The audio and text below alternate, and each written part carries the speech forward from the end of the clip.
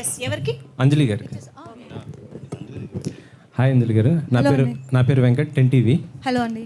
మేము ఫస్ట్ అంటే గీతాంజలి చూసిన తర్వాత మళ్ళీ గీతాంజలి 2 చూడబోతున్నాం. ఈ మధ్యలో మేము అంటే ఫస్ట్ ఎక్స్పెక్ట్ చేసింది గేమ్ చేంజర్ వస్తుందో అనుకున్నాము మీతో, చరణ్ గారితో. కానీ ఇప్పుడు గీతాంజలి 2 నుంచి మమ్మల్ని బాగా అలరిస్తున్నారు. అంటే ఇది 2 చేయడానికి కారణం ఏంటి? So Geethanjali part 1 first part release అయ్యి అంత పెద్ద హిట్ అయినప్పుడు మేము పార్ట్ 2 తీయాలి అని అనుకున్నది. కానీ ఇంత లాంగ్ గ్యాప్ ఏంటి అంటే అందరూ బిజీగా ఉన్నారు, అందరూ వర్క్స్లో బిజీగా ఉన్నారు. సో పార్ట్ 2 కూడా కోన గారు చెప్పినట్టు పర్టికులర్గా ఆ పాయింట్ దొరకలేదు ఇప్పటి వరకు. సో ఇప్పుడు గీతాంజలికి ఆ పాయింట్ లాక్ అయిన తర్వాత మేము ఇది డెవలప్ చేసి తీయాలి అనేది మేము డిసైడ్ అయిన ఒక విషయం. సో గేమ్ చేంజర్ వస్తుంది, నెక్స్ట్ వస్తుంది గీతాంజలి 2 తర్వాత. మీ చేతిలో బొమ్మ ఉంది, ఆ బొమ్మకి మీకు ఏంటి సంబంధం అసలు?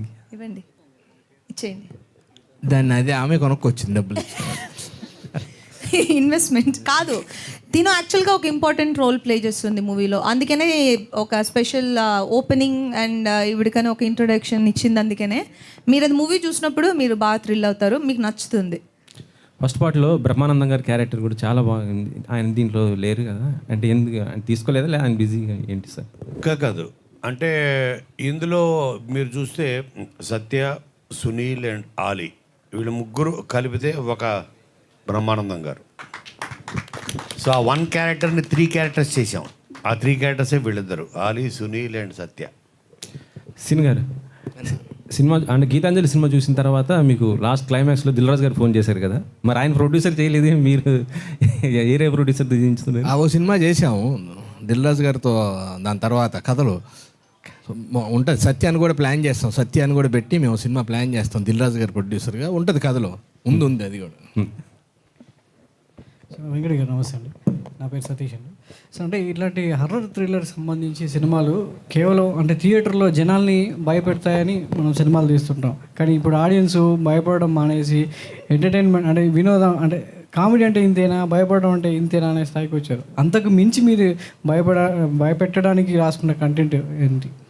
అంటే ఇది మీరు చూస్తే ఇప్పుడు గీతాంజలి 1 మీకు అందులో హారర్ ఎఫెక్ట్స్ కన్నా మీకు నవ్విన సందర్భాలు ఎక్కువ గుర్తుంటాయి. ఒక హారర్ అన్నది బ్యాక్డ్రాపే, దాని వెనకాల ఆ బ్యాక్డ్రాప్లో చేస్తున్న కామెడీ.